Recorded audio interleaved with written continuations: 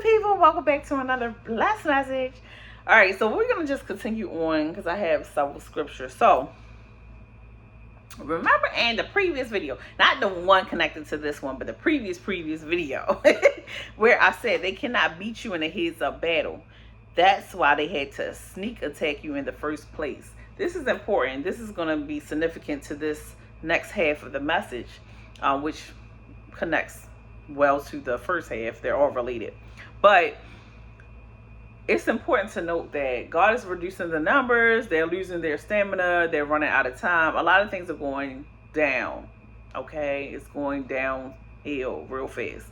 So they couldn't beat you in a head-up battle. This is essentially the truth. So they couldn't beat you one-on-one. So this is their worst fear coming true, where they have to face you face-to-face, one-on-one. Okay?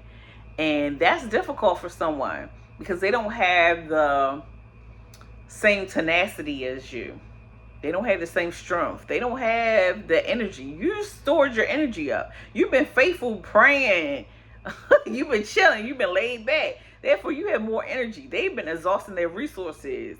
So, let's go to that scripture. 2 Samuel 17. And this is concerning Absalom and David. Now, backstory. Absalom is David's son. He decided to pick a battle with David. He decided that he wanted to take over David's kingdom. Okay? Essentially. That he was more important. And he had a conspiracy. You can check out 2 Samuel 15 to actually learn more about that. But we're going to be in 2 Samuel 17. And I'm going to give you the verses. We're going to start verses 1 through 7. Ahithophel said to Absalom, I think it's Ahithophel said to Absalom, I would choose 12,000 men and set out tonight in pursuit of David. Now, let me give you a little backstory here. David obviously is becoming Absalom's opponent. David is a strong force. You have to know this. We know this, right? Throughout his history and scripture. Absalom is consulting with people on what is the best strategy to attack David and how can he win this fight. So he's consulting with Ahithophel. Okay? And I'm probably not pronouncing that right, but you understand. So he tells them, I would choose 12,000 men and set out tonight in pursuit of David. I would attack him while he is weary and weak. I will strike him with terror, and then all the people with him will flee. I will strike down only the king and bring all the people back to you. The death of the man you seek will mean the return of all. All the people will be unharmed. This plan seemed good to Absalom and to all the elders of Israel. But Absalom said, summon also Hushai the Archite, so we can hear what he has to say as well. When Hushai came to him, Absalom said, Ahithophel has given this advice. Should we do what he says? If not, give us your opinion. Hushai replied to Absalom, the advice Ahithophel has given is not good this time. Now, it seems as though Absalom is not sure in his strategy. Okay, apparently. So he's seeking out. Now, let me continue to read so you understand that essentially it's a setup. Ahithophel gave him good advice, sound advice. That would be the best strategy. If his goal is to take over the kingdom, you don't want to go in there and attack all the people. That's the kingdom, okay? So he's saying just take out David, and then the people will have to kind of mosey on over to your side. That's what he's essentially saying. It's sound advice, but he's dealt with it. So in verse 11, he says, so I advise you, let all Israel from Dan to Beersheba, as numerous as the sand on the seashore, to be gathered to you, with you yourself leading them into battle.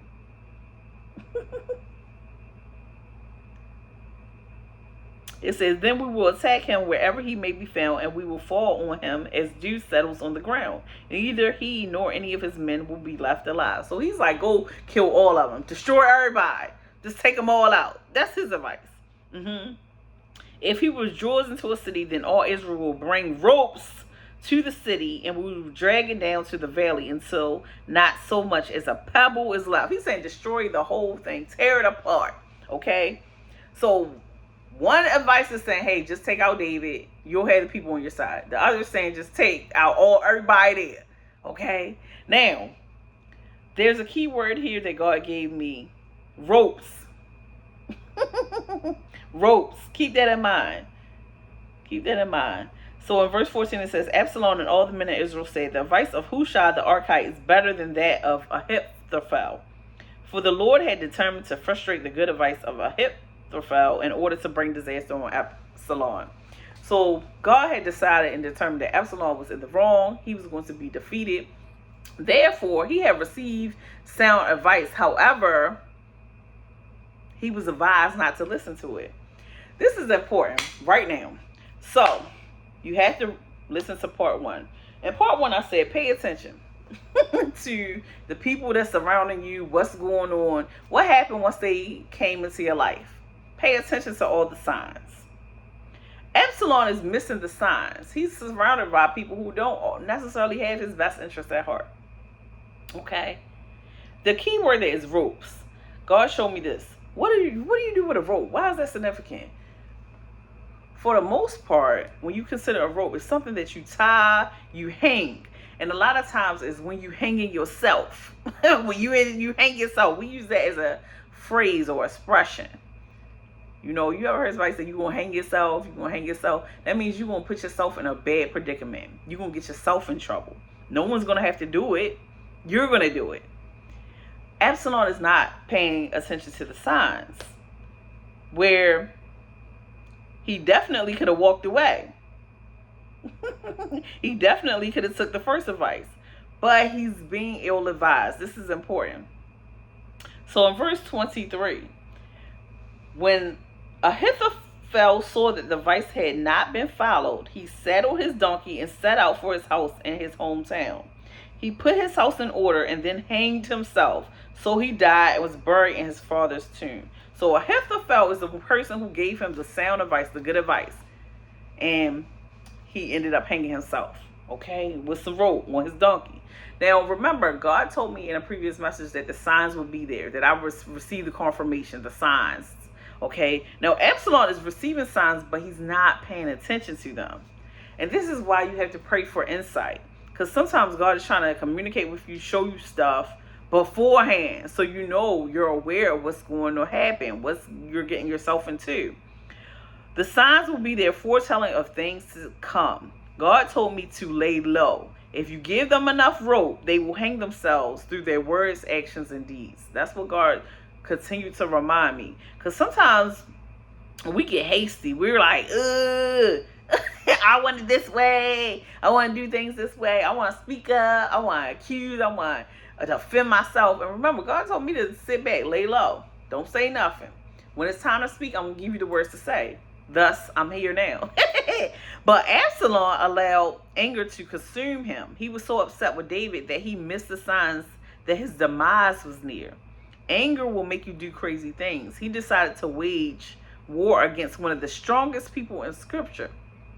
Someone favored by God. Someone for good heart. Someone who was caring and concerned about his own well-being. So David was actually really concerned about Absalom. We're going to get into the scripture, but he attacked somebody, again, who was favored by God. Now, I don't know. I don't know. I don't know. Sometimes you got to reconsider. You got to consider what you're doing before you do it. So let's go to 2 Corinthians. Wow, 2 Samuel. Y'all can read 2 Corinthians too. 2 Samuel 18. And we're going to read verses 1 through 5. David mustered the men who were with him and appointed over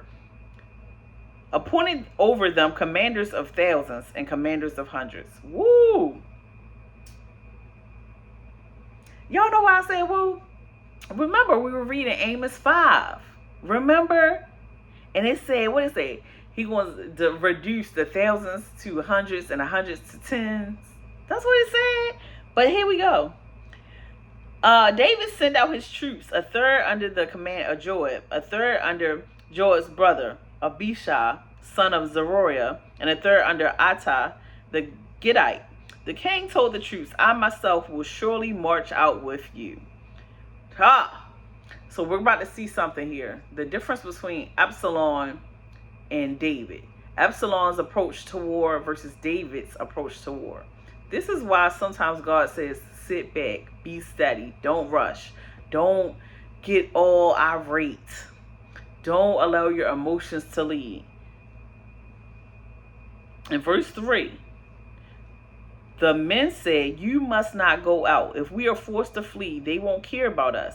Even if half of us die, they won't care. But you are worth 10,000 of us. It would be better now for you to give us support from the city. The king answered, I will do whatever seems best to you. So he consulted with people and listened to sound advice. Versus Absalom is he just gathering people who don't have his best interests at heart. This is important. This is important. I think sometimes we look at scripture and we bypass some key points that could actually help us. Remember, I told you I'm reading Bad Girls of the Bible and lessons that we should learn from them. Lessons we can learn from them. Something along those lines. But again, we're looking at those people in the scripture who experienced life. Okay, they had life experiences, but there's lessons that we can take from them on how to handle things versus how not to.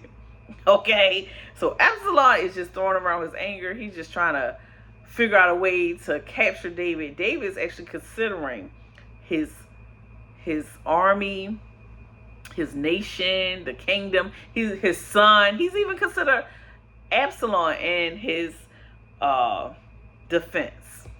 That's the thing. So he's being rational. Somebody's going to get it.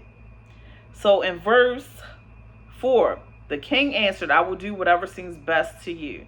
So the king stood beside the gate while all his men marched out in units of hundreds and of thousands. The king commanded Joab, Abishai, and Attai, be gentle with the young man Absalom for my sake. And all the troops heard the king giving orders concerning Absalom to each of the commanders.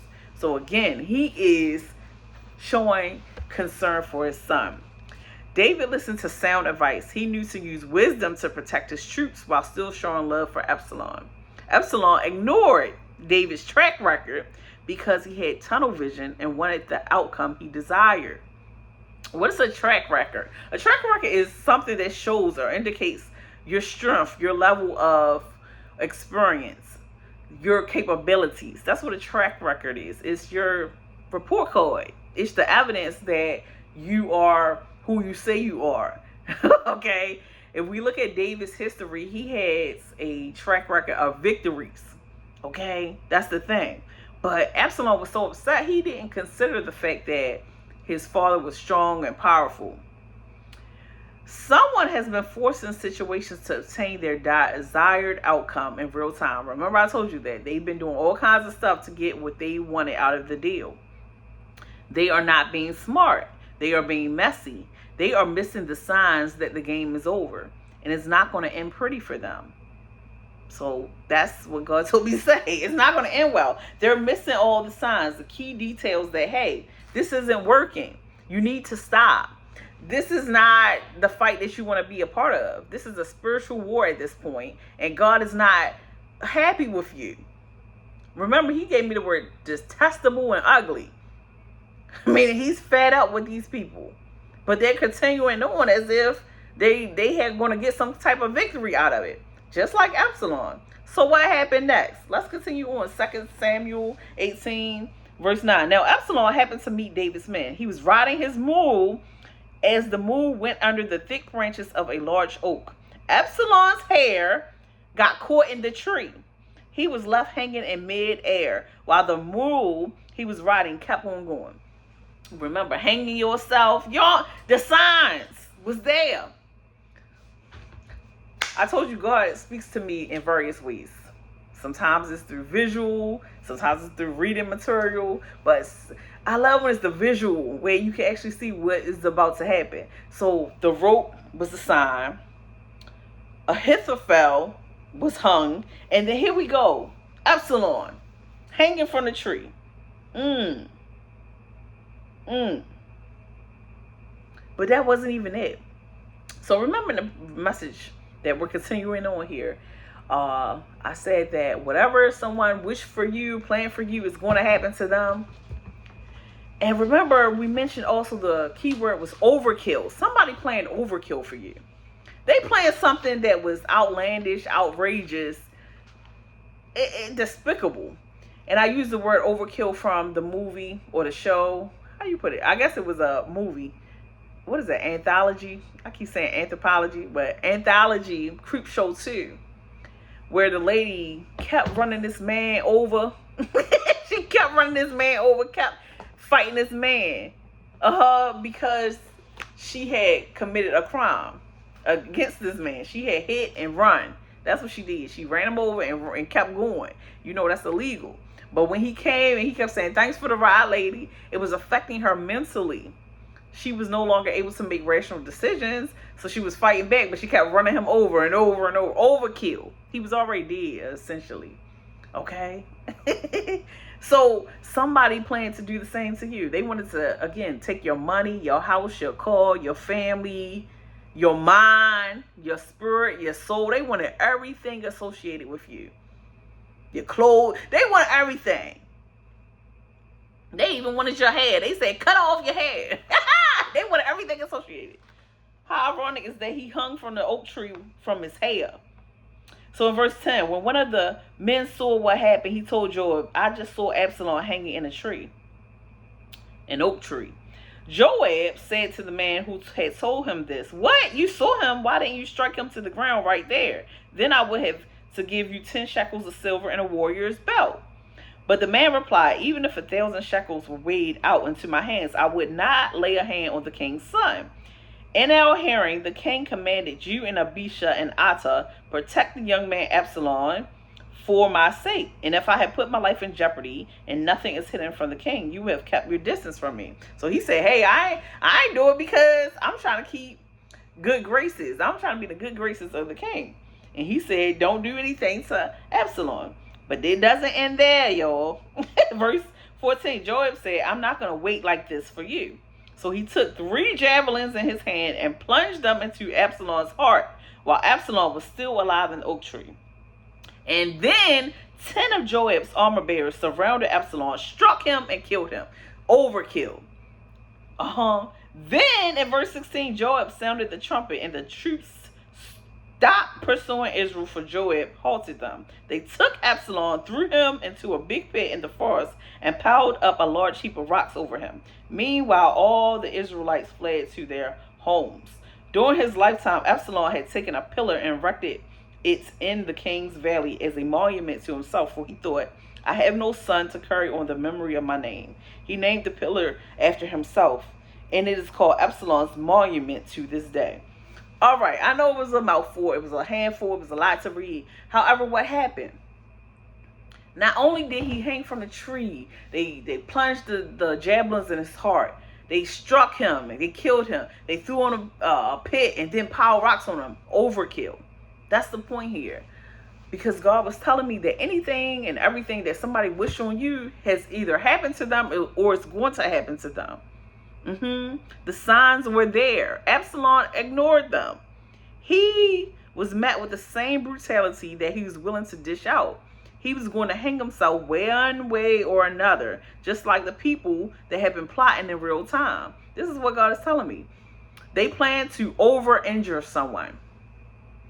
They did far more than enough to negatively impact someone's mind and body. So they did so much to affect this person in a negative way. They planned to over-injure. I have to say, they planned. They did far more than enough to negatively impact someone's mind and body. Absalom planned to hurt his own father in a vile manner, and it ended up backfiring on him. He experienced the overkill he intended for someone else. Thanks for the ride, lady.